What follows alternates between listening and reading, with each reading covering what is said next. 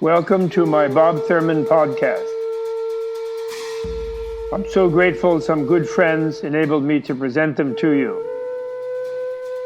If you enjoy them and find them useful, please think of becoming a member of Tibet House US to help preserve Tibetan culture.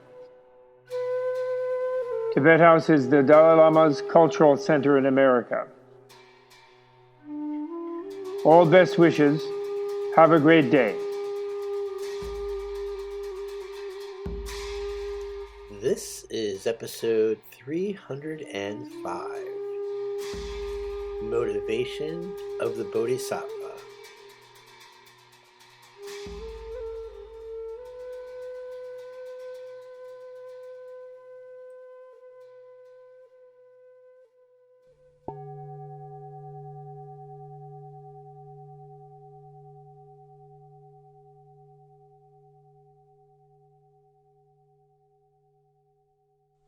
And this I'm calling, according to a Tibet's own metaphor, the wish-granting gem tree path.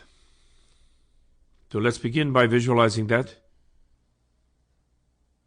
Let your habitual identity and self-image go into sort of meditation pose comfortably, unless you're driving. In that case, keep your eyes open and on the road, and just let it happen incidentally. So close your eyes or partially close them. Sit in a balanced posture. Breathe evenly and gently. Open up a field of vision above your forehead. Not looking with the eyes, but looking somehow up in the top of your forehead, like where the third eye would be if you were a fierce deity, in the center of your forehead. And looking up that way, sit comfortably. Let yourself feel vast and spacious, calm. Let the world dissolve around you.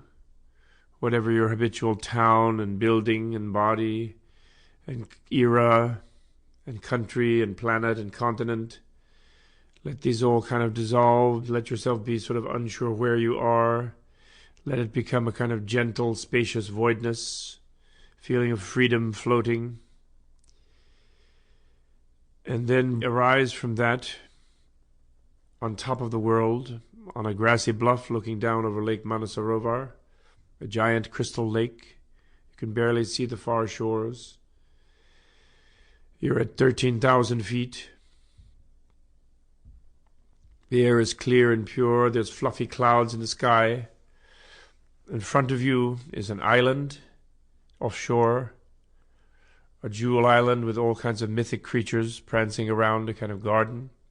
The center of the island is a giant tree, springs forth from the earth, like Jack and the Beanstalks type of thing, like going way up into the heavens, out of sight.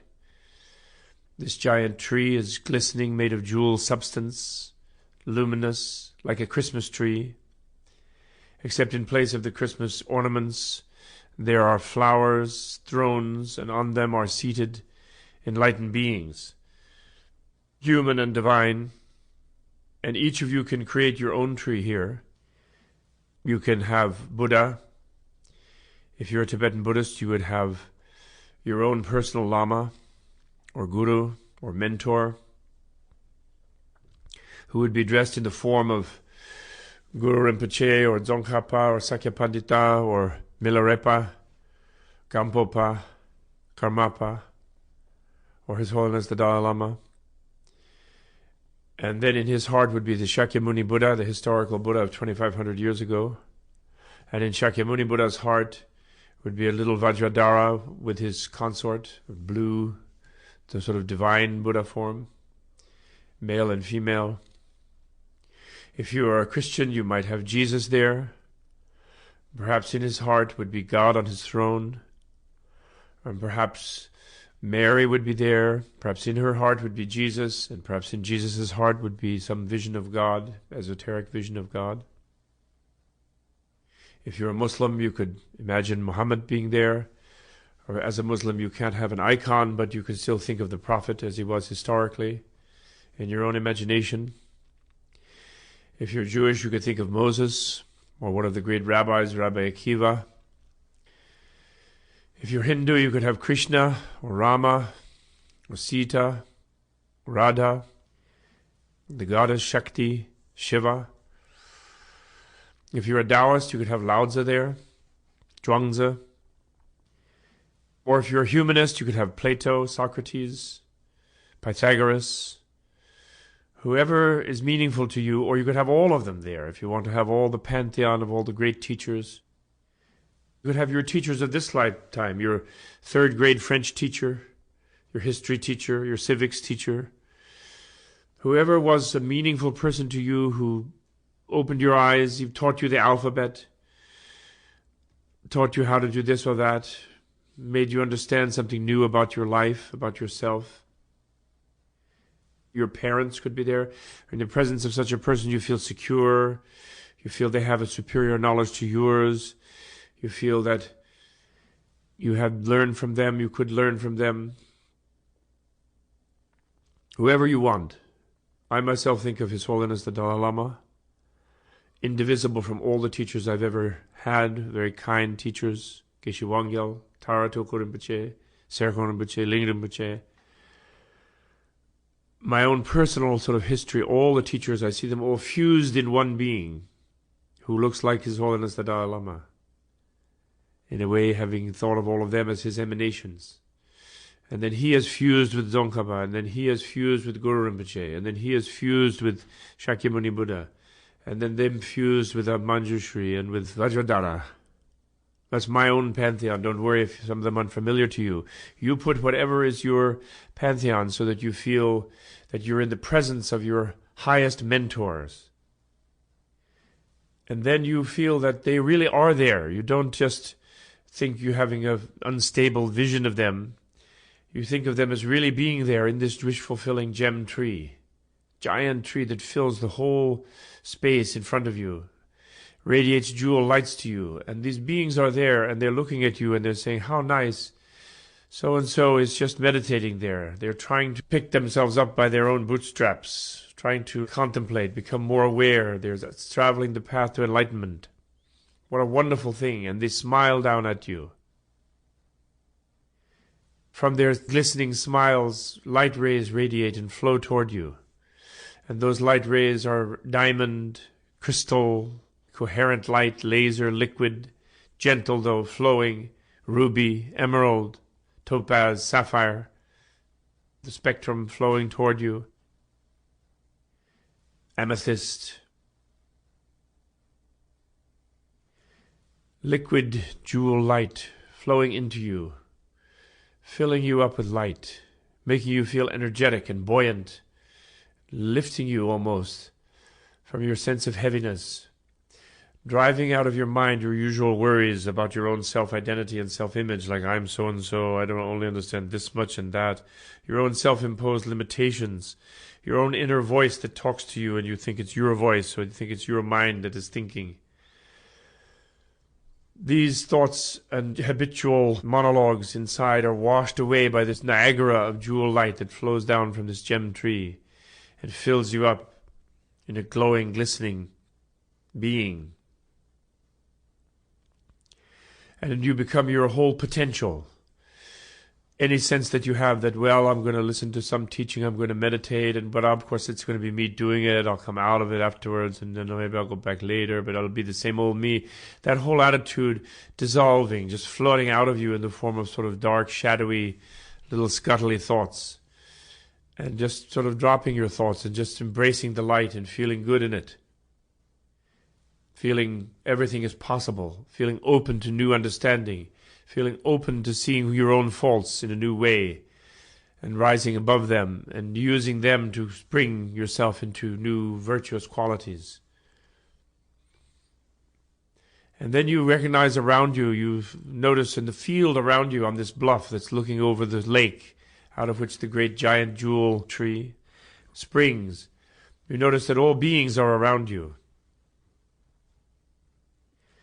All in human form, and in the front rows are the beings that you recognize, and towards your left are the beings that you like, and you feel attachment to. In front of you are the beings that you don't know and you have a kind of ignorant disinterest in. And to the right of you a little bit are the beings that you don't like, and you're quite aware that they don't like you. In fact, just thinking of them being there makes you feel nervous and ill at ease and sort of restless and paranoid at first, so that you feel aversion, even anger and hatred towards the beings in the one direction. You feel ignorance and disinterest towards the beings straight in front, and you feel attachment and fondness toward the beings toward the left. And you immediately think, why am I reacting like this with these beings? The ones I like now, I like because they're nice to me and they're friendly and I get along with them and they do nice things for me. If they started being really nasty to me over a regular period, I would pretty soon move them over to the right category of beings I don't want to see, beings I don't like. So in fact, my liking them is just because they're nice to me. The beings in front of me, I just simply don't know them. They might be the nicest, most beautiful people, and with great things, and I might become very attached to them if I got to know them. And the beings to the right of me who I don't like, they're just mean to me is what it is. Maybe I was mean to them. Maybe they're getting revenge. In fact, I know now that some of the beings in the like category have been in the not like category. And some of the beings in the most not like category were very dearly liked in the past. So there's nothing intrinsic in these beings that makes them that inherently likable or inherently unlikable. It's just my attachment and aversion and my ignorance that separates the three beings into these three categories. So we try to sort of equalize, be a little less attached to the attached ones, and be a little less averse to the disliked ones, and take a little interest in the unknown ones, realizing all of the great potential that they have. And these beings, all of them, all three of them, are looking at you, and they're seeing you begin to glow. They're noticing that your usual form changes a little bit and you start to radiate and you start to luminesce. And then the light flows out toward them as it overflows from you. They don't see the refuge gem tree. They're not looking at it. They're looking at you. But in fact, the light of the wish-granting gem tree from you flows to them. And they feel happy, those who like you.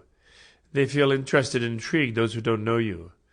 And they feel annoyed and competitive, those who know you and dislike you, but that gives them a little stimulus and they feel challenged and quickened and awakened. And so back from them comes a kind of stimulating energy, whether it's competition or whether it's interest or whether it's fondness and love and gratitude. In any case, an energy loop comes back to you of encouragement, just as you send energy to your mentors of feeling loving and secure and friendly and peaceful and grateful for their blessing. So this is the setting within which we set up the path of meditation in each of our sessions. We can sometimes even keep it alive in our daily life, have a feeling that this heavenly host is there in the sky. The culture of Tibet was sort of like that. Our sessions here together, we're calling on this retreat Tibet's wish-granting gem tree, because the whole of Tibetan culture became like this after many centuries. So many people were visioning in their meditation sky their mentor, Guru Rinpoche, or Atisha, or Tsongkhapa, or Sakyapandita, or Milarepa. They were visioning in sky such beings as looking after their welfare, as concerned for them. Tara, Avalokiteshvara, the Bodhisattvas of compassion, the angels of compassion. And so they began to feel that these beings were always present in the space around them. And then to symbolize that, they went onto the mountains and they carved Om Mani Padme Hum, the mantra of great compassion, the letters on all over the mountains. And they carved giant Buddhas and Bodhisattvas and angels and mentors and lamas and deities and things in all the hills and mountains. So as you would ride around Tibet, you would be reminded all the time of the presence of all the enlightened beings shining upon you and lifting you up out of your ordinary negative habits and putting you into the mode of seeking your own evolutionary fulfillment, of seeking happiness, of seeking to fulfill your deeper wishes for yourself and for all beings. And they created this wonderful culture out of that, where everything became some sort of way of reminding you of your highest aim as a human being in life. So this is the environment that we're dwelling in during this retreat. And we have withdrawn from the other environment of sort of the normal American pantheon, where we have B-52s overhead and satellite dishes with big corporations radiating poor sitcoms, and with politicians in the White House, and with inadequacy and with hungry, starving people all over the planet, and violence and hatred everywhere, religious and ethnic and so on, and a planet that is being polluted and that its future seemingly lost almost, ozone layer depleted. We drop out of all that one, and we're in this different realm where all the Bodhisattvas are hovering in the starship, wish-fulfilling gem tree, and radiating their light around us so everything is possible for us in this context. Now that we're in that, we now turn to the path. When we meditate, or when we practice, or when we learn something, or even when we spend the day, in the morning, we should always think about our motivation. Why am I here giving this meditation? Is it just because this is like my job? Is it because I want to become rich and famous? Is it because I want to be healthy or have more fun? Is it some sort of self-centered purpose like that? Is it in fact something I want to get out of it right now in this life? Or is it because I care for all beings? Is it because I want to become enlightened and awaken for the sake of every being? Is it because I'm not anymore content to be just temporarily happy myself as an egocentric, separated person, but I want to have the real deep happiness that comes from knowing that others I love are happy, and finally knowing that everyone is happy? This motivation, which is our main topic of today, the motivation of the Bodhisattva, the will to perfectly awaken and become perfectly wise and perfectly compassionate and loving, so as to be capable of helping all other beings to become perfectly happy and perfectly wise. This is really the motivation with which I should do whatever it is that I do, even every day. I should remind myself of the fundamental opportunity of the human being, my fundamental opportunity as a free human being with access to the teaching of freedom. And I should be motivated, everything I do, oriented toward that for myself and for others. Inevitably creeps in, well, I just want a little more this or that, or I think I should, or I just want to go through it, or I want other people to think that I'm doing something, or whatever it is. And all these lower types of motivation do creep in to our attitudes. And then, unfortunately, whatever that motivation is, it condemns whatever we do to only serving that. And if it's a lower aim, then it will only have a lower result. And when we're learning, we should always try to avoid the faults of a learner. It's a certain type of pride, thinking I already know it all anyway. We should never think that, even if we've heard it 1,000 times. We should think, I'm going to learn something new, I'm going to see it deeper. I don't really know what it is all about. I just heard the words. So we don't have the flaw of the covered vessel. However much beautiful things you try to put in the covered vessel, it just falls off and splashes on the floor, spills, because the vessel has a lid on it and nothing can go in it. And then the second flaw of the vessel we should avoid is the leaky vessel. By having no mindfulness and no memory, we hit in one ear and out the other type of thing. And our mind is wandering and we're paying no attention.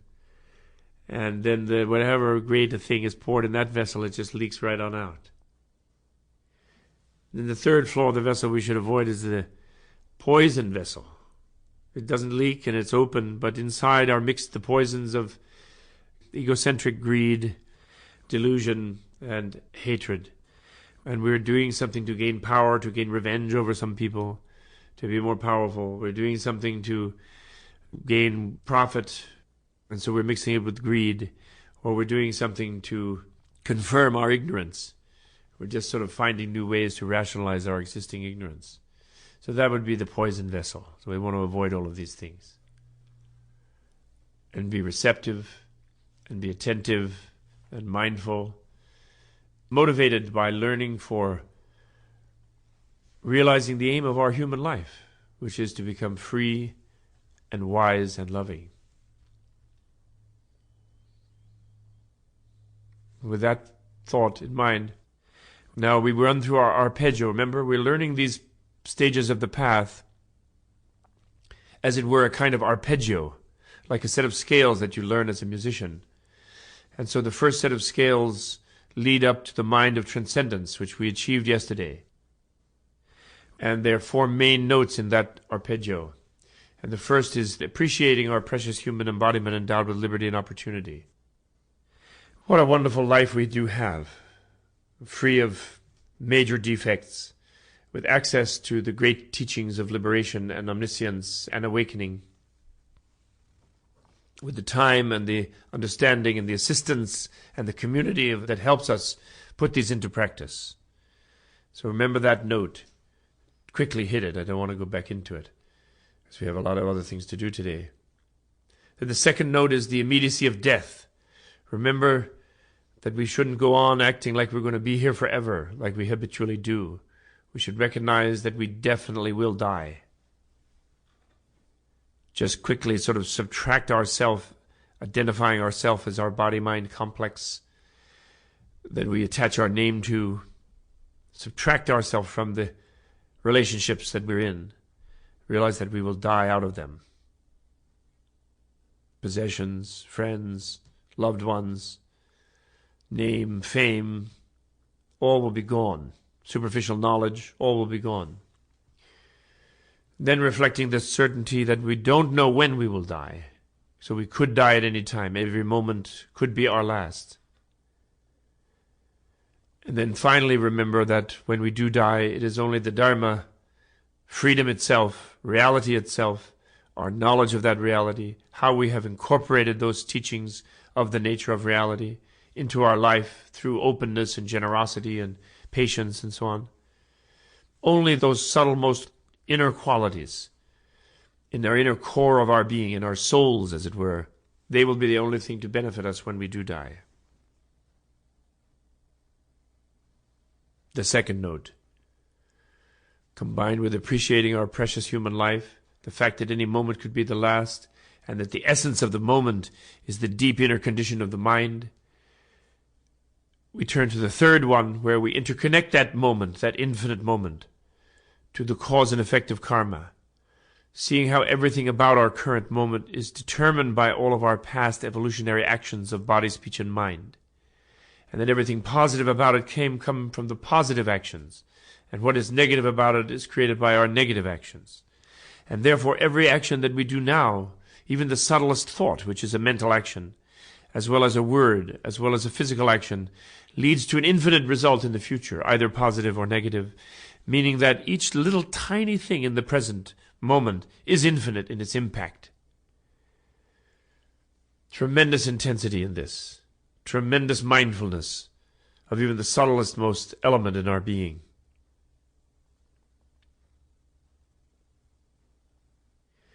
Fourth note is the inadequacy of all egocentric life states, including being a god, including being a king, including being a billionaire, including being a star, including being whatever it is we think would be great to be, but envisioned as an egocentric being, even including being a Buddha. If we think of a Buddha as some big being who gets to sit on a throne as some sort of a big shot, as sort of the biggest egocentric being or something.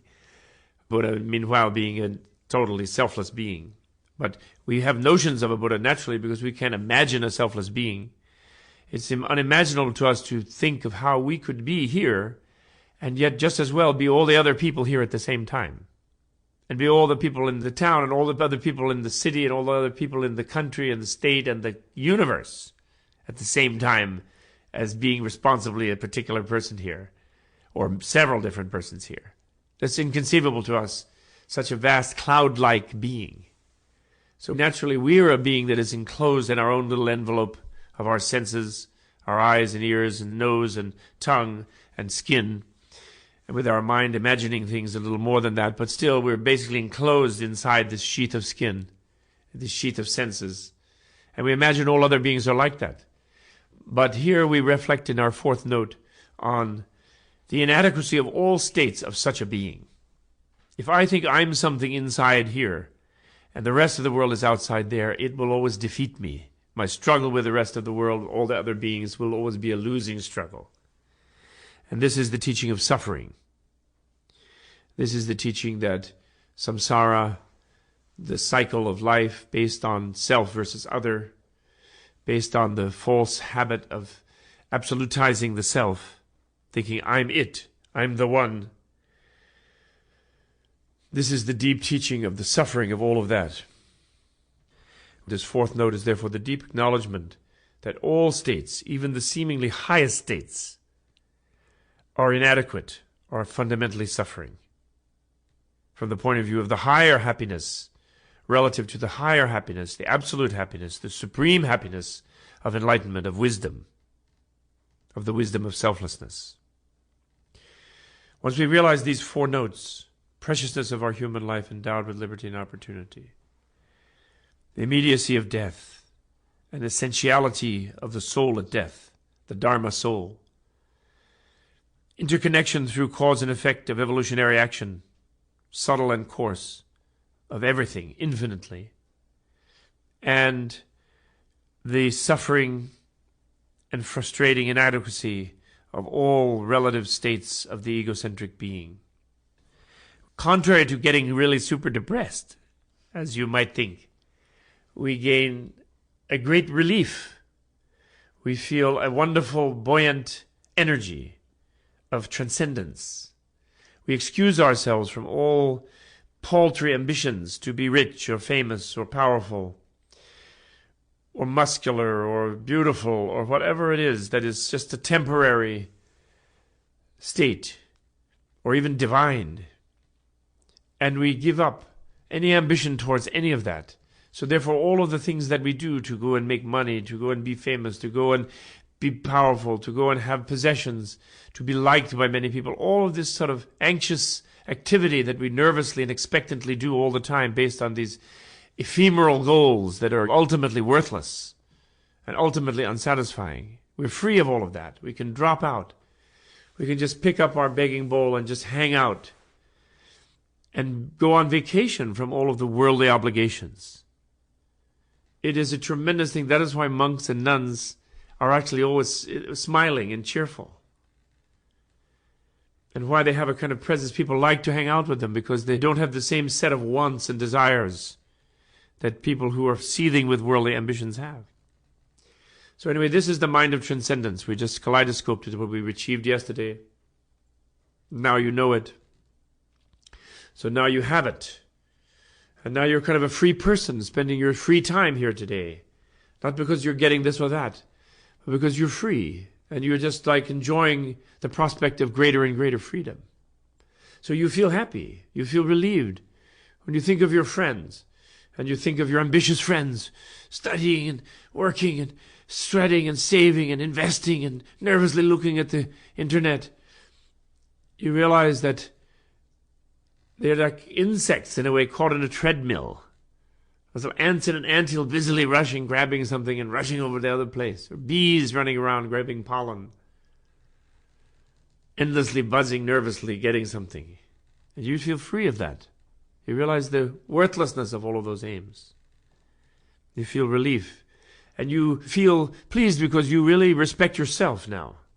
You really respect your human embodiment, the evolutionary achievement that you are, the awareness that you have of the suffering nature of any sort of habitual state, and the sense of interconnection, and the optimism that nothing that you do, even if the planet does get destroyed next week, if you are in a positive frame of mind, if you are aiming at the positive, you go on infinitely. You'll be reborn in another one. And you'll be in a better state because you'll be more generous, more loving, more wise, more open. So you feel really cool. And then you begin to look around, and now we come to the stage of the path that we're focusing on today. Spirit of enlightenment, of love and compassion. But it cannot be developed. People say, oh, I'm going to be a bodhisattva. I don't want to be a monk. Oh, I don't need all that monastic stuff, all that hinayana, people will say. That individual vehicle, or even people will call it the lesser vehicle or something derogatory like that. Which never was a name of monastic Buddhism, the great, profound, and crucial tradition of monastic Buddhism. But Hinayana only referred to an attitude of some monks and nuns in ancient time, when it occurs in the sutras of the Mahayana in the scriptures of the universal vehicle, as they call themselves, the great vehicle on which all beings are to ride to reach enlightenment that Buddha created. The expression individual vehicle refers only to those monastics who deny that the Buddha had such a great vehicle. So it doesn't refer to every Theravada monk and nun at all, or anyone who is a monk and nun. This is an error. It's like there was something lesser about being a monk and a nun. It is fabulous to be a monk and a nun. It's one of the great things one can do for the world, to be a monk and a nun. And for yourself. A person who really loved himself, it's like, I'm so fabulous a being that I'm going to protect myself against wasting any of my time, making money, paying mortgages, producing children, growing food, any sort of thing. I'm not going to waste my time doing that. I'm going to just beg some food from people who like to do that. There are some who do, who don't think that there's any other thing they can do. Although I'm going to quickly disabuse them of that. Even as they're feeding me, I'm going to say, well, you really shouldn't be working to earn the money to make this food to feed me. You should join me and just drop out and be on vacation and seek freedom, because that's what the human life is for, is seeking freedom. Of course, many people will not do that anyway. Even I urge them to. But they'll feel a little more free that I'm seeking freedom, in fact. And so talk about self-love and self-appreciation. True self-appreciation is, why would I waste my human brain playing a video game? It's a fantastic engine of freedom and openness and awakeness that I have. Why would I waste that? Not meditating on ultimate freedom, not cultivating love and compassion, not being transcendent and dropping out. Why would I spend any time not doing that?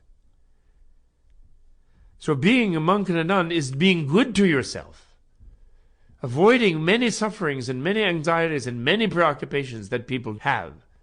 And they spend precious moments of their human life doing nothing evolutionarily developing, but just like making money or being more selfish or fighting with another or whatever they do.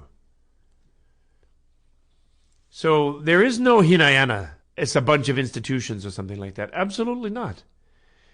Tibet, in fact, is the biggest Hinayana country in the world. It had the most monks and nuns and monasteries. It's the only one, if you're going to wrongly call Hinayana that, I'm being ironic.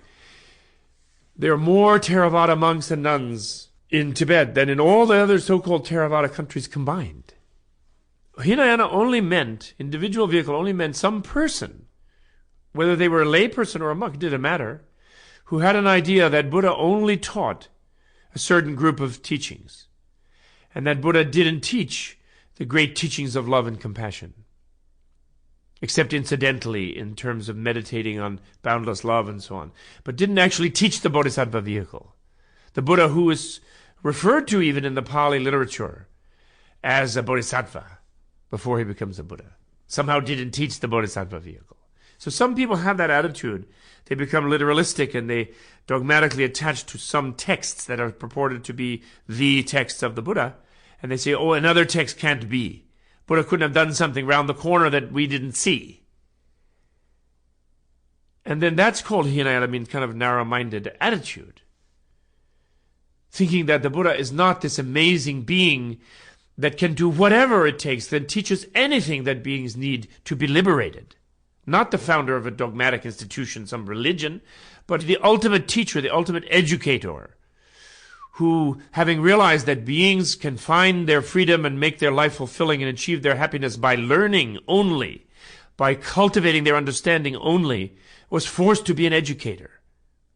Couldn't just be a prophet, although he did do prophecies. Couldn't just be a founder of institutions, although he did found institutions. Couldn't be giving sort of orders from God because he found out that the gods didn't really know what to do. The gods asked him what should they do. The gods were his disciples as a teacher. So the kind of attitude that says, oh no, Buddha only taught the thing that I know that I heard from Buddha. And that's what Buddha is. Who think they know the Buddha. That's the narrow-minded attitude. And there is otherwise no such individual vehicle. All of Buddha's vehicles were for everyone. So now we come to the heart of the Buddha Dharma, perhaps. If you wanted to say one word of what is the essence of Buddha's teaching, of the enlightenment teaching, the phrase of Nagarjuna, the great master of 2,000 years ago in India, which Atisha, the Bengali teacher who went to Tibet 1,000 years ago, said was his favorite expression of all expressions. Shunyata karuna garbham. In Tibetan, Tongnid Ningje Ningbojen. Really the most beautiful word in Tibetan too. Ning means the heart, Tongnid Ningje Ningbojen. Meaning freedom, the womb of compassion. If there's anything that is the motto of Buddha's revelation, of Buddha's gospel, his good news, it is freedom, the womb of compassion. Karuna, or Ningje, compassion. Too many people think that all Buddha had found out was that the world sucks, that everything is horrible, and life is horrible, and that the nirvana means the extinction of life. And therefore these people, myself included, feeling frightened of all the pains and sufferings of life, and particularly when they go beyond the modern materialistic view that there's only this one life to suffer in and then you become nothing, and when they realize that there's an infinite continuity of your awareness and you can never get away from your awareness, and therefore there's the danger of infinite future lives in which you'll suffer. We become so frightened of that idea at a deep subliminal level that we long for obliteration. We long for oblivion. It is selfish, but we think there's nothing we can really do for others to just sort of mention to them, hey, why don't you get oblivion too? Because we're just all going to suffer together, nothing we can do for you. And so let's jump into nirvana and we'll be gone. And then we meditate or we do this and that practice, and basically we think that what Buddhism is some kind of marvelous yogic meditative technology of achieving an altered state. We can call it awakening, we can call it enlightenment, many grand things, but we basically are waiting for the day when we will be obliterated. We talk about vast empty space, and we think we're going to leave the problems of life, of interconnection, of bumping into beings and things and stubbing our toe and having obligations and complications. And we think, wow, wham, I go infinite space. I reach infinite solitude, infinite quiet. Nobody bugs me forever. What a great thing. I know so many people in different centers. I used to tease them. We had a great session. It means like an intensive meditation retreat. And you really were into it. And you stopped your mind and you stopped your body. And then the only big bring down was the end of it where, darn it, you were still there. You had to get up and wash the dishes, change your underwear. So you felt you hadn't made it. You didn't succeed. You hadn't achieved that enlightenment viewed as an obliteration, as an absolute obliteration. Call it freedom, call it nirvana, call it what you like. Basically, you're envisioning it as an obliteration. This is completely wrong. This is foolish. This is breaking the basic law of the Buddhist view, the view of interconnectedness, which was Buddha's great revelation. There is no non-interconnected thing. There is no nothing. That is the essence of his teaching. There is no such thing as nothing. Nothing is the word for that which does not exist. Therefore, there is no such thing. Therefore, no one is going to become nothing. You cannot become nothing. It is impossible. It is a misexpression. It is a mistake. It is misknowledge. Precisely to get even a sense of how distorted our mind is working in our unenlightened state, we should think about how deeply we feel there is nothing. We want to meditate and enter nothing. We can have experiences as if we're in a realm of nothing, really concrete. And almost we get a conviction like it's a real thing in a place. And no one can convince us it isn't, it is said. It's very difficult. Once we really gain that conviction and that experience. But Logically, we can understand there is no such thing. And therefore, any experience we are having is the experience of our picture of such a thing. And the fact that we can make a concrete picture of something that could not be pictured proves that we're living in a world of our own imagination, rather than that the world really is what we're imagining it to be.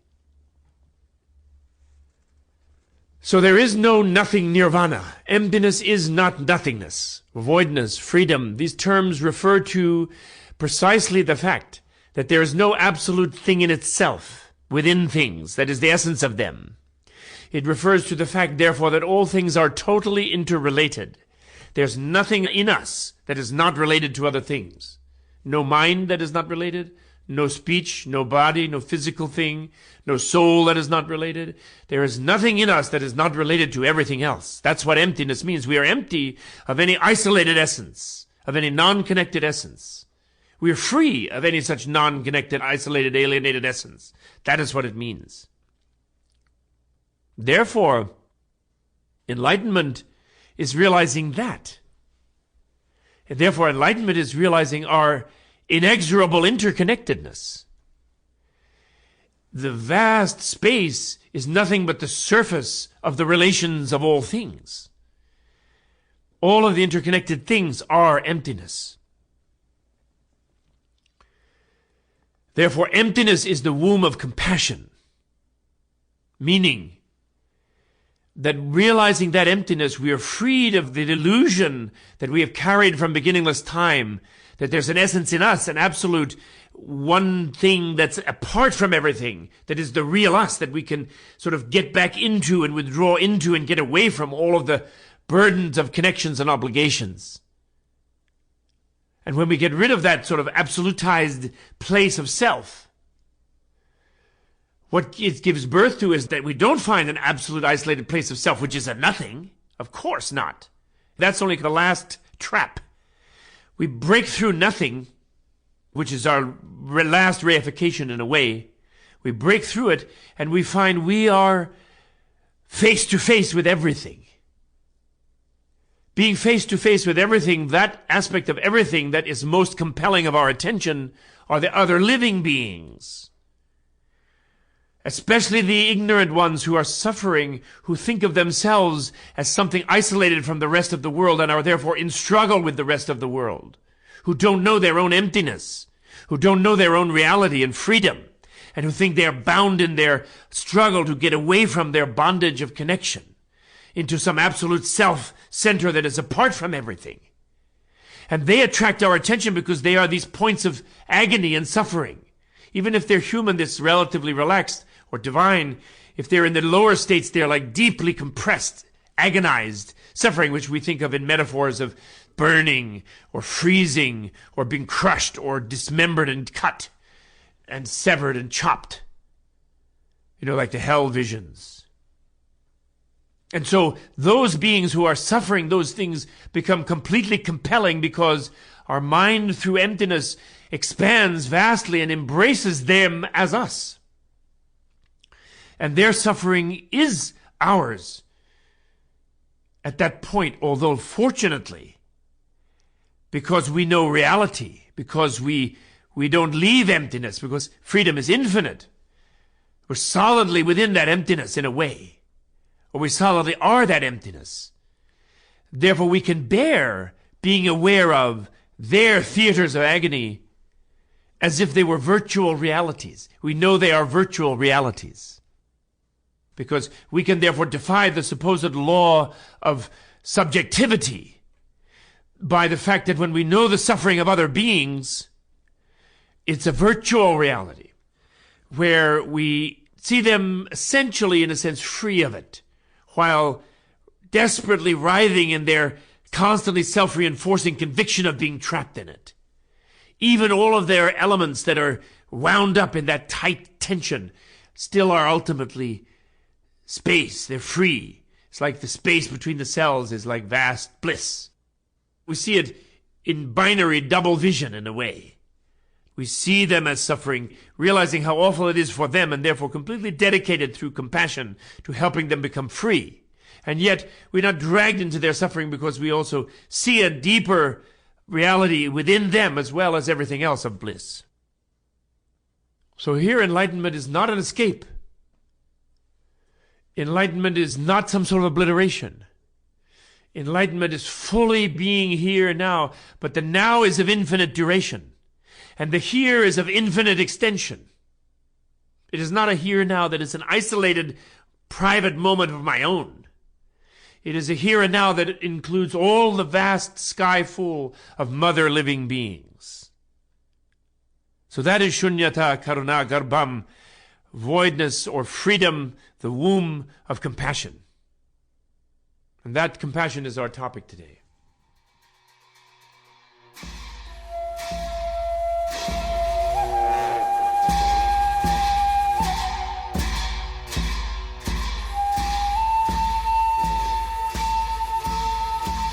The Bob Thurman podcast is produced under a Creative Commons No Derivatives license.